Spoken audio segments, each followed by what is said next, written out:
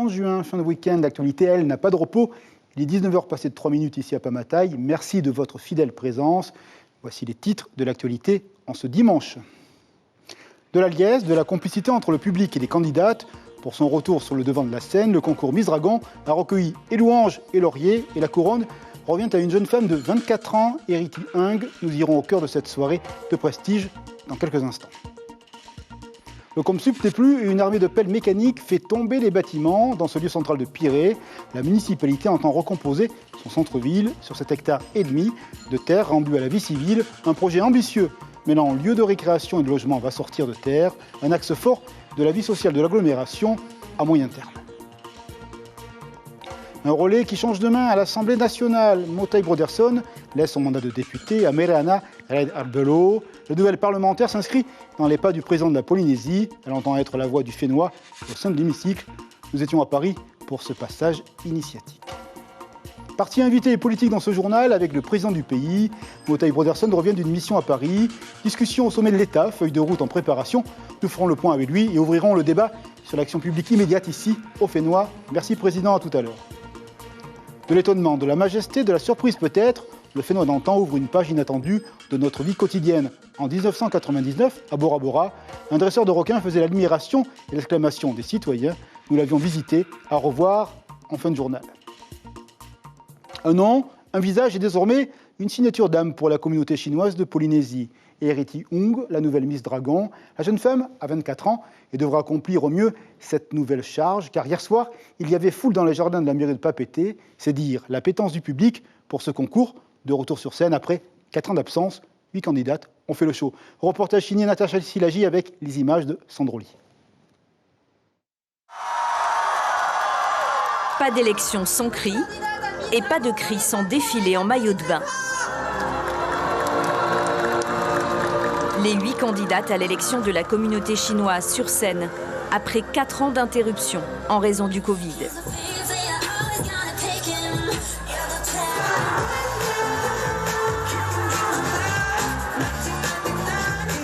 Devant le micro, elles ont toutes défendu la cause des femmes. Je dirais donc que la femme accomplie de 2023 est une femme qui croit en elle, qui fait vivre ses passions. J'encourage toutes les femmes à poursuivre leurs rêves et à faire le métier qu'elles souhaitent, car tout est possible dans ce monde. Chaque candidate devait choisir son héroïne, de Cléopâtre à la reine Pomaré, en passant par Jasmine dans Aladdin et jusqu'aux héroïnes chinoises. Un talent show à la carte cette année.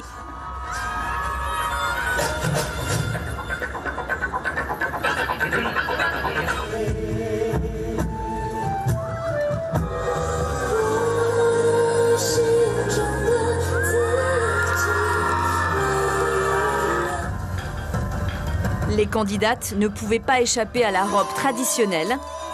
Le dernier défilé avant l'annonce de la décision du jury.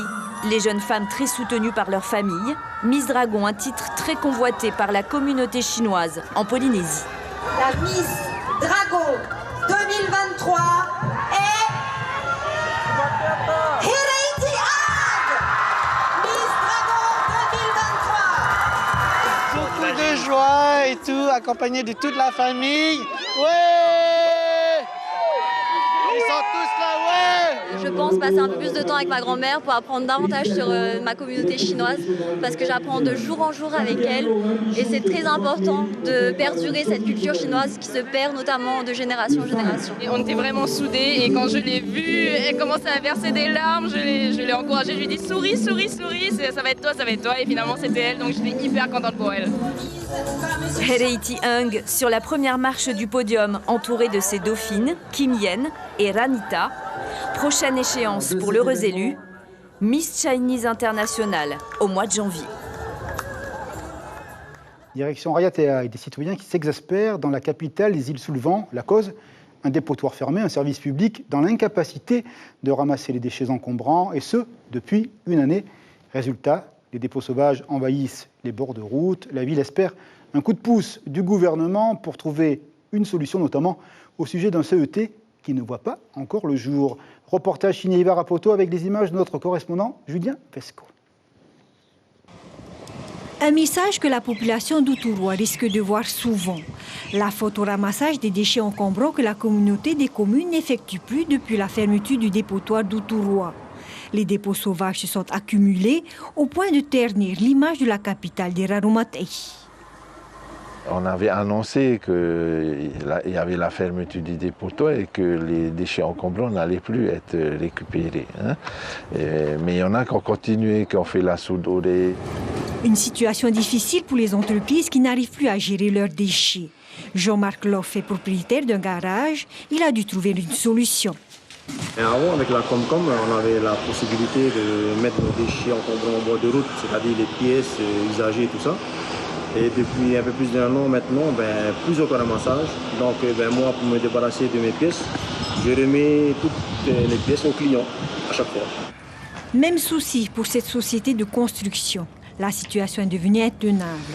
Restes de gravats et de matériel de construction s'accumulent de jour en jour.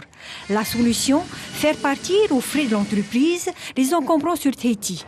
24 gros sacs à 18 000 francs le mètre cube.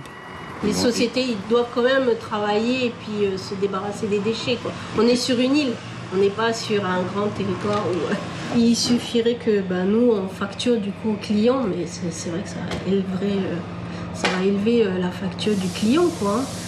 C'est un coût de se débarrasser des gravats. Le dépotoir de Avera arrive aussi à saturation. Le CET qui tarde à arriver à cause notamment des plaintes à répétition des associations écologistes. La commune se tourne aujourd'hui vers le pays pour trouver une solution. Le président du pays, Motaib Broderson, est attendu mardi à Ayatea.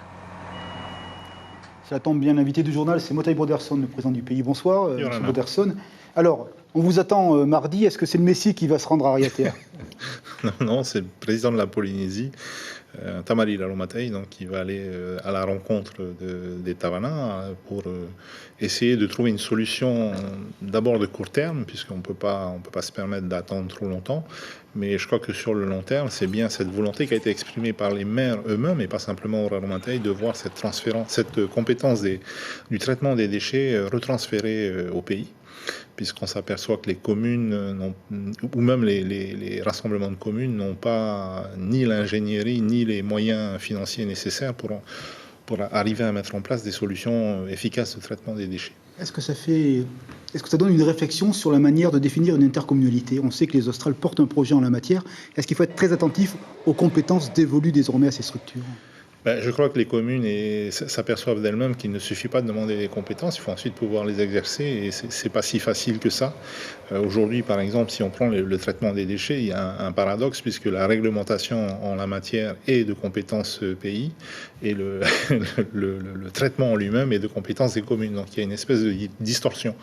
Nous voulons mettre un peu de cohérence dans tout ça et récupérer cette compétence. Ça, c'est sur le moyen terme, on va dire à l'horizon 1 an, le temps de faire toutes les démarches nécessaires. Ça correspond à votre philosophie de vouloir rendre l'administration plus efficiente. Vous avez dit dans votre discours inaugural que c'était un petit peu une jungle, quoi. Bien sûr, il faut simplifier tout ça au final pour le Polynésien, parce qu'on se perd dans cette jungle. Justement, vous êtes en place depuis à peu près un mois, maintenant, M. Broderson. Quelles sont les mesures que vous allez annoncer? On vous attend beaucoup sur la question de la vie chère. C'est un sujet crucial pour les familles du Fénois. Oui, tout à fait. Nous avons un train de mesures que nous sommes en train de finaliser. Alors, il y a les arbitrages. Il faut travailler en interministérialité, puisque même si vous êtes ministre de l'Agriculture, ce que vous allez proposer va avoir une incidence budgétaire. Donc, c'est quelque chose qu'on ne peut pas travailler en silo. Aujourd'hui, par exemple, j'étais en réunion avec 5 de mes ministres. Ensuite, il y a... nous voulons mettre en place des mesures qui vont être acceptées par tout le monde. Donc, dès la semaine prochaine, nous allons recevoir le MEDEF, la CPME, la FGC, puisque ce sont les acteurs principaux en matière de, on va dire, coût de la vie, pour leur entendre ce qu'ils demandent, qu'ils entendent également ce que nous proposons. Parce que si vous voulez... On peut pas avoir un choc, un petit peu de philosophie, peut-être une philosophie libérale par rapport au patron, et vous peut-être une philosophie peut-être un peu plus interventionniste, plus marquée par Keynes? Non, nous, ce que nous voulons, c'est proposer au patron du gagnant-gagnant. Si je vous donne un exemple. Imaginons qu'on supprime les PPN, si derrière, ça ne se traduit pas par une baisse des prix, par un autocontrôle contrôle des prix qui aboutit du fait de la concurrence par une baisse des prix, c'est pas la peine de l'envisager. Même chose pour la TVA sociale quasiment. Voilà, donc il y a des, si vous voulez, dès lors que le gouvernement fait bouger les curseurs, il faut s'assurer que toute la chaîne joue le jeu. Parce que si c'est juste pour augmenter les marges, ça sert à rien. Par rapport à la question des transports, vous en avez beaucoup parlé, la question des embouteillages, on voit que sur la question de l'emploi, qui est un thème fort ici en Polynésie, beaucoup de gens n'ont pas accès à l'emploi à cause de la déficience des transports en commun. Est-ce que c'est un axe de réflexion également qui va donner une réponse rapide du gouvernement ? On ne peut pas avoir de réponse rapide sur les transports en commun. Vous avez les transports en commun existants, donc avec une DSP. Elle atteint ses limites, aussi bien en termes de capacité de transport qu'en termes d'horaire. Ce sont des bus qui empruntent les mêmes voies que les voitures actuelles, donc ils sont soumis aux mêmes aléas. Il faut s'occuper des points de congestion. On a des mesures qui vont arriver très prochainement. On a des gens qui vivent dans les montagnes qui n'ont pas de transport en commun qui va les récupérer. C'est un souci aussi. Il y a ça aussi, mais tout ça, ça ne peut pas être des mesures de très court terme. À très court terme, on peut s'occuper des points de congestion. On va bientôt annoncer des mesures sur le rond-point dit du Méridien, qui est un des points noirs sur la côte ouest. On a d'autres projets sur la côte est. Tout ça va être annoncé dans les jours qui viennent. On va revenir sur votre visite à Paris. On va ouvrir une parenthèse sur l'Indo-Pacifique. On sait, c'est quasiment un ring de boxe. Chaque grande puissance essaye de pousser son influence. On va faire très simple. Le schéma oppose la Chine à l'Occident. Fidji, qui occupe une place centrale dans la zone, vient d'annoncer un réexamen d'un accord de coopération policière avec Pékin. Et dans le même temps, le Premier ministre de l'île, en visite à Auckland, laisse lui augurer un accord de défense avec ce même pays. Reportage avec Bruno Satt. Accueil maori et réception chaleureuse pour Sitiveni Rabuka à Wellington. Le Premier ministre des îles Fidji a annoncé le réexamen et très probablement l'annulation, au moins partielle, d'un accord de coopération policière signé par son prédécesseur avec Pékin. Cet accord permet à des policiers chinois d'être basés aux Fidji et comporterait même un volet militaire. Malgré la puissance financière de l'Empire du Milieu, Sitiveni Rabuka préfère coopérer avec des pays comme la Nouvelle-Zélande qui ont les mêmes valeurs que le sien. Si nos valeurs et nos systèmes diffèrent, quelle coopération pouvons-nous obtenir des Chinois? Nous devons réexaminer cette question avant de décider si nous revenons à cet accord avec la Chine, ou bien si nous reprenons la coopération comme par le passé, avec ceux qui ont des valeurs et systèmes démocratiques, une législation et une application de la loi similaire aux nôtres, etc. La question semble tranchée. La Nouvelle-Zélande et les Fidji doivent même finaliser prochainement un accord de défense. Cet accord permettra au personnel de la défense de s'engager dans différents domaines, notamment le renforcement des capacités et l'amélioration des compétences, l'exposition aux nouvelles technologies, l'interopérabilité et le soutien technique, entre autres. Le rapprochement des îles Fidji avec la Nouvelle-Zélande, et donc avec les Occidentaux, a été préparé et était attendu. Sitiveni Rabuka souhaitait s'éloigner de Pékin. Washington avait même salué son retour au pouvoir en décembre dernier. Sur l'échiquier indo-pacifique, l'Occident semble avoir amélioré sa position face à l'Empire du Milieu. Motei Broderson, cette terre indo-pacifique vous intéresse énormément, non ? Évidemment, quand on dit Indo-Pacifique, le Pacifique, c'est en grande partie la Polynésie et les pays du Forum. Donc, Vous avez un souhait de pouvoir traiter directement sur les matières commerciales, notamment avec les pays voisins. Alors, quelle est l'aire géographique que vous visez ? L'Indo-Pacifique, c'est Asie-Pacifique, ou est-ce que c'est une aire plus restreinte à la réalité du Pacifique Sud ? Alors pour nous, ce qui nous intéresse, c'est notre région, notre bassin naturel, donc le Pacifique. Donc le forum du Pacifique Sud. Même au-delà. La Corée ne fait pas partie des pays du forum. C'est un partenaire avec lequel nous voulons développer un certain nombre de domaines. C'est un pays qui a un PIB par habitant supérieur au Japon aujourd'hui. Oui, c'est un miracle, c'est un pays qui revient de loin. Hein. Voilà, avec une population plus jeune et qui est avide de voyage. Et donc c'est un potentiel touristique qu'on ne peut pas négliger. Est-ce que vous avez noué des contacts pour que des projets voient le jour ici sur le territoire? Bien entendu, nous avons un certain nombre de pistes qui sont très intéressantes en termes d'aquaculture, en termes d'énergie renouvelable. C'est un pays qui est technologiquement très avancé. J'ai eu l'occasion de visiter les plus grands studios de cinéma, de K-movies de Corée, là où ont été tournées des séries comme j'ai oublié. Ou le grand film Parasite, notamment. Parasite et d'autres grands K-movies. C'est absolument extraordinaire. Ils ont des filières de formation qui peuvent nous intéresser. Est-ce qu'ils sont prêts à investir de l'argent ici au Fénois? Ils sont tout à fait prêts à venir d'abord voir quels sont les besoins des pays du Pacifique. C'est une initiative qu'ils ont appelée WAVE, qui est déjà en cours et à laquelle participent nos voisins du Pacifique, à laquelle nous allons venir nous greffer. Et ensuite, éventuellement, à faire des partenariats commerciaux, tout à fait. Nous allons très prochainement, j'espère, pouvoir organiser la première Tahiti Week à Séoul. Justement, par rapport à toutes ces questions sur la coopération, est-ce que le président de la République vous a dit, président Broderson, on va vous donner le blanc-seing pour négocier ces traités avec des pays de la zone? Alors le blanc-seing, c'est pas ce qu'on demande. Nous, on demande à faire ça dans les règles. Aujourd'hui, je crois qu'il y a la possibilité d'élargir le champ des compétences des relations internationales, effectivement, sans, on va dire, mettre en péril les conventions qui existent déjà, les conventions bilatérales qui existent entre la France et les différents pays de notre zone. Mais il faut qu'on puisse négocier directement sur tout un tas de sujets. Je vous donne un exemple précis. Si demain, on voulait mettre en place une ligne aérienne qui aille de Samoa jusqu'à la côte ouest des États-Unis, aujourd'hui, c'est très compliqué parce qu'il y a des triangulaires à faire entre Paris et chacun de ces pays et nous. Si demain on peut traiter directement avec l'ensemble des pays sur cette chaîne, c'est quand même plus facile. Vous avez été séduit par le président de la République, vous avez dit que c'est un président attentif et à l'écoute. Séduit, c'est peut-être pas le bon mot, mais en tout cas, j'ai beaucoup apprécié cet entretien qui a duré près d'une heure. C'est vrai qu'il est très à l'écoute et il est très au fait des dossiers. Quand on a abordé, par exemple, le dossier des marquises, il avait des données techniques et des données politiques très précises encore en tête. Donc c'est toujours bien d'avoir des interlocuteurs dont on sent qu'ils connaissent un peu le sujet.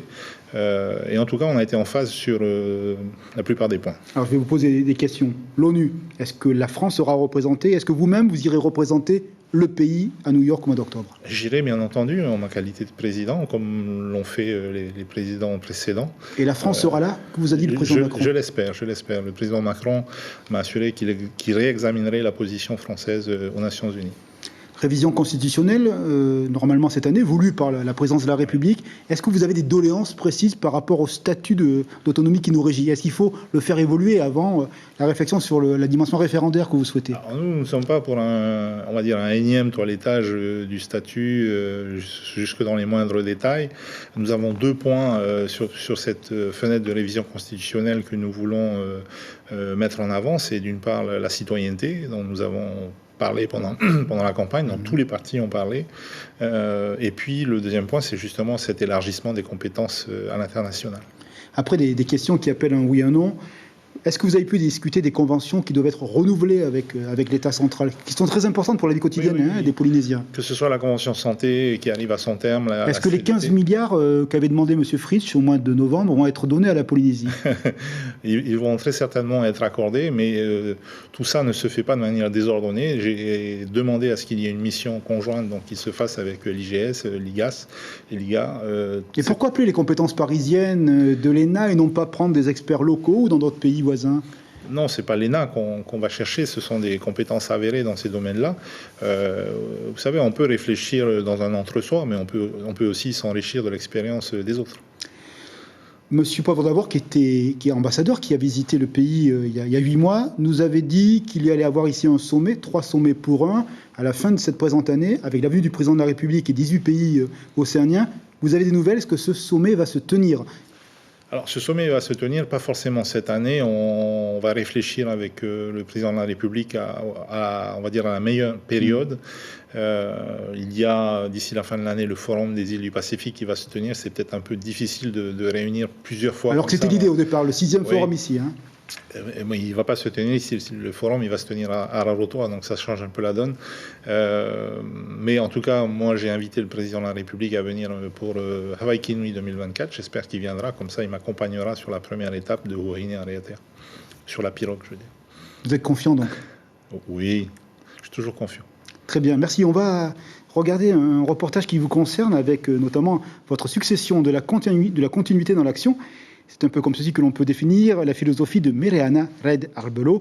Vous le savez, elle remplace désormais Motaï Broderson à l'Assemblée nationale dans le groupe de la gauche démocratique et républicaine. La nouvelle parlementaire, qui commence à prendre ses marques au Palais Bourbon, veut continuer à peser sur les dossiers liés à la Polynésie. Cap sur Paris avec ce reportage signé Lucille Guichet et Eddie Yanko. Officiellement mon bureau ce soir à minuit. Et donc c'est là où a œuvré Motaï en tant que député. Et voilà, donc j'ai encore quelques petits rangements à faire. La nouvelle députée Mereana Red-Arbelo prend possession de son nouveau lieu de travail. Avec sa collaboratrice, elle prépare déjà sa première question au gouvernement. Désormais en disposition de l'aviation civile, elle fait sa rentrée aujourd'hui au sein du groupe Gauche démocrate et républicaine, à la place de Motaï Broderson. J'ai encore quelques formalités administratives, des questions à poser dans différents services, notamment la RH, pour le montage de mon cabinet parlementaire, voilà, pour avoir quelques détails. Voilà. Aujourd'hui, est-ce que le cabinet est constitué ? Partiellement. Le groupe GDR est essentiellement constitué d'élus communistes. Il compte 22 députés, dont presque la moitié d'ultramarins. Je sais qu'on ne remplace pas Motaï Broderson, mais qu'on succède. Et vous savez, il y a une phrase qui dit à couche d'un homme, on éduque une famille, à couche d'une femme, on éduque un peuple. Donc d'avoir une femme en plus dans le groupe GDR est une chance pour nous. On pourra bénéficier de cette grandeur d'âme. Mereana Red-Arbelo met sa profession d'aiguilleuse du ciel entre parenthèses, mais elle retrouve une ville qu'elle connaît bien. Étudiante en maths sup, maths spé dans les années 1980, non loin du Jardin des Plantes, elle avait l'habitude de venir y déjeuner. On peut être indépendantiste, mais pour l'instant, nous sommes donc français et ça ne me pose aucun problème. Vraiment, je travaillerai pour le peuple polynésien au sein de la République et donc je défendrai les intérêts de ma circonscription et de la Polynésie en général. La nouvelle députée veut assurer la continuité des dossiers portés par ses prédécesseurs, le fait nucléaire, le retour des fonctionnaires polynésiens ou encore le cannabis thérapeutique. Monsieur Broderson, vous avez été très applaudi par l'ensemble des bancs de l'Assemblée nationale, vraiment l'ensemble, tout l'hémicycle. C'est une séquence émotion, comme on disait jadis à la télévision pour vous ? Oui, séquence émotion, effectivement, ça m'a fait chaud au cœur. C'est le fruit de 6 ans de travail, et puis également d'un style que j'ai imposé à l'Assemblée nationale. Oui, la tempérance, certainement. En France, on parle beaucoup des retraites. Votre groupe GDR est très actif en la matière. Le 8 juin, l'ensemble des groupes d'opposition ont prêté un serment. Ils demandent à terme le retour de la retraite à 60 ans en métropole. Quelle est votre vision et quelle vision ici pour les Polynésiens qui ont un système autonome ? Écoutez, je crois qu'il faut... on ne peut pas comparer la situation en métropole à celle de la Polynésie où on a une espérance de vie qui n'est pas la même. On a 5 ans d'espérance de vie en moins ici par rapport à la métropole. Donc la réforme des retraites telle qu'elle est annoncée, franchement... Déjà, en métropole, c'est compliqué, mais ici, ça me paraît déraisonnable. On a aujourd'hui un âge de départ à la retraite qui a été déjà reculé chez nous. 62 ans et 38 ans de cotisation. Je pense que on ne peut pas envisager d'aller au-delà. Et baisser pour les longues carrières, les jeunes gens qui ont commencé à travailler à 17, 18 ans, qui se trouvent avec 42 ans de cotisation, 43 on a entamé une réflexion sur la pénibilité. Il y a pour certaines professions, je vais prendre l'exemple des PNC, aujourd'hui dont la pénibilité n'est pas reconnue. Il faut travailler sur ces domaines-là. Donc il peut y avoir des modifications sur le... Il va y avoir des modifications. C'est en chantier également. Dites-moi, est-ce qu'on est en 2004 avec la relation avec les Parisiens, avec la métropole, ou est-ce que vous avez votre carnet de balles rempli ? Est-ce qu'il y a des visites ministérielles qui s'annoncent tantôt ? Écoutez, être reçu par 4 ministres en l'espace de 4 jours, et dont le président de la République, et ensuite avoir dans les mois qui viennent 4 ministres qui vont venir, dont Gérald Darmanin, le ministre de l'économie, la ministre des Sports, le secrétaire d'État à la mer, je crois qu'on n'est définitivement pas en 2004, mais bien en 2023. Donc c'est la signature Motaï Broderson ?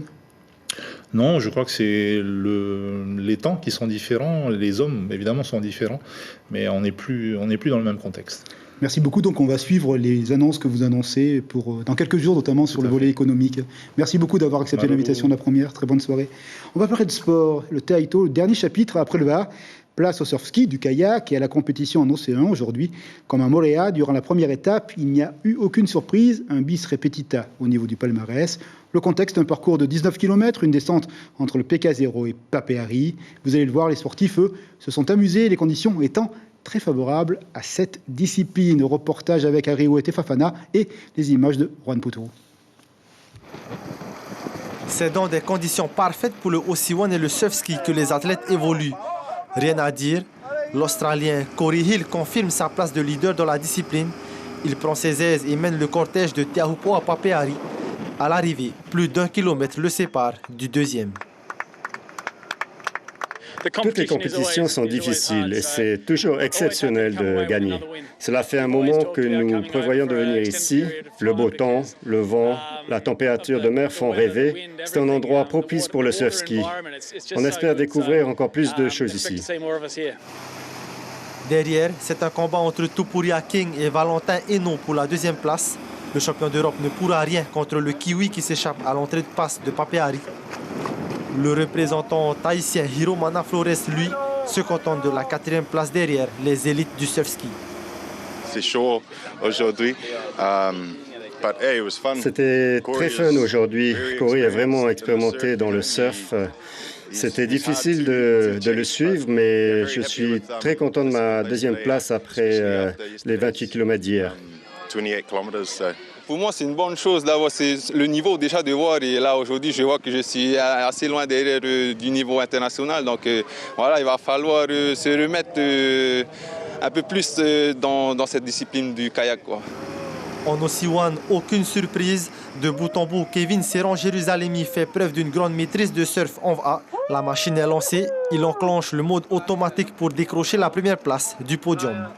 Le VA, c'est comme une voiture manuelle et le Osiwan, c'est une automatique, donc facile à diriger. Il y a une quille qui te sert à placer le VA, facile. Hein. Après, il y a juste la lecture à bien rectifier. Et voilà. C'était une course fun, hein.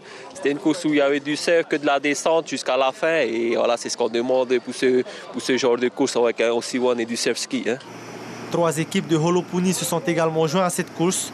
Et ce qui est sûr, tout le monde a eu sa dose de surf durant toute la descente entre Te Ahupo'o et Papeari. Et toujours des bons samaritains au bon soin du lagon. Les clubs de plongée de Punaouia, les associations et leurs amis ont nettoyé hors et sous l'eau. Et encore le même inventaire, hélas, peu ragoûtant, avec son lot de canettes, de pneus ou encore de batteries. L'incivisme n'a pas de limite, malheureusement. Noël est interrogé par Jacques Damour. Il a participé à cette opération vraiment citoyenne. Nous l'écoutons. C'est ce qu'on a récolté en début de matinée, donc on va avoir beaucoup de pneus, de verre, on a de la ferraille aussi et pas mal de bouteilles en plastique. Donc on est content parce que, on est content.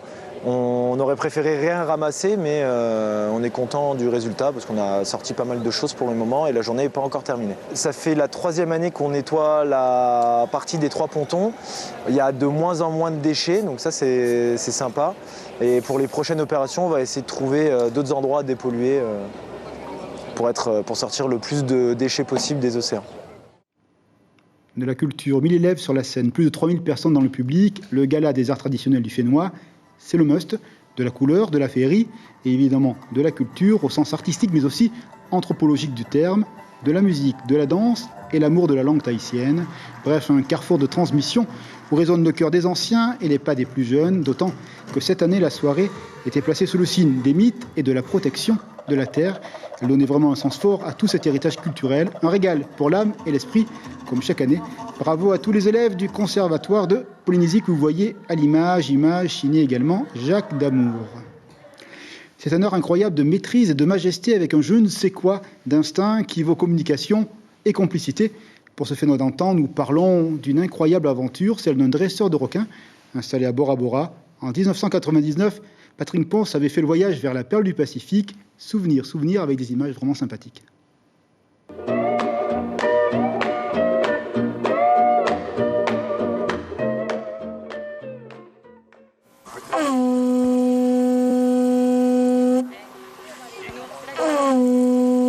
Depuis 5 ans, tous les matins, Natua appelle les touristes pour une plongée pas comme les autres. Natua est avec son épouse Arietta, patron d'une petite entreprise d'excursion. Il est prestataire de services. On a quand même 3 seaux de poissons qu'on vient tous les jours. Hein. On prend plutôt de la bonite parce qu'il y a du sang dans la bonite, alors ça les appâte à venir tout de suite. Une corde a été tendue entre deux pâtés de corail, Natua jette des morceaux de poisson et le spectacle, superbe, commence.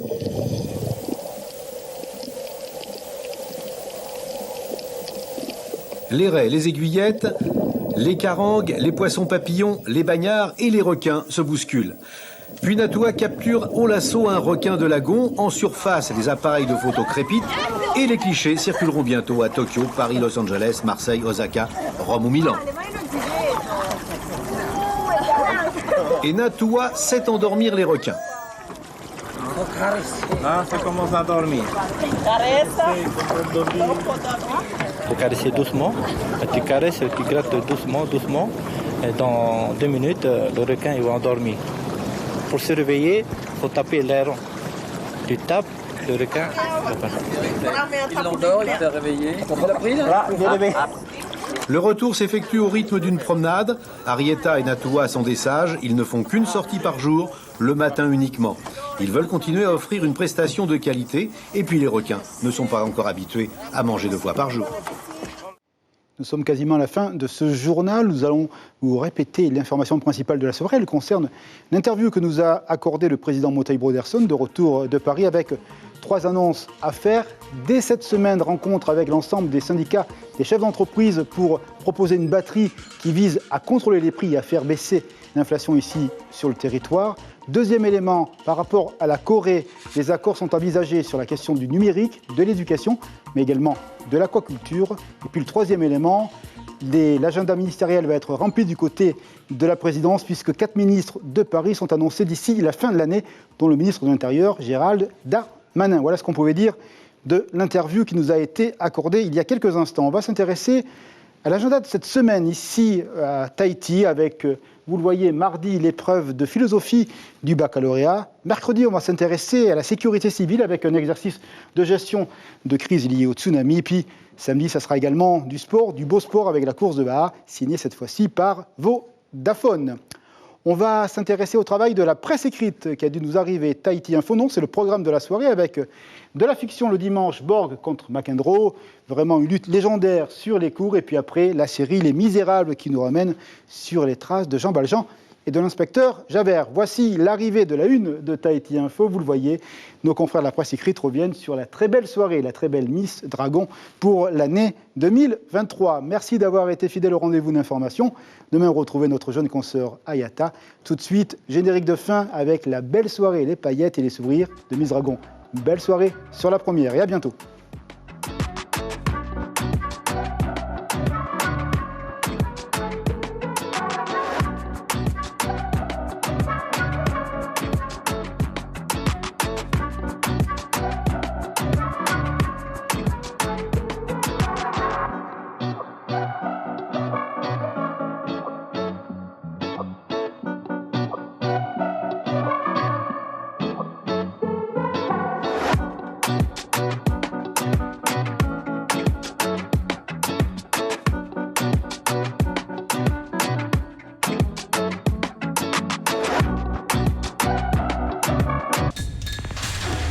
L'information en continu sur Polynésie la première, Internet et réseaux sociaux.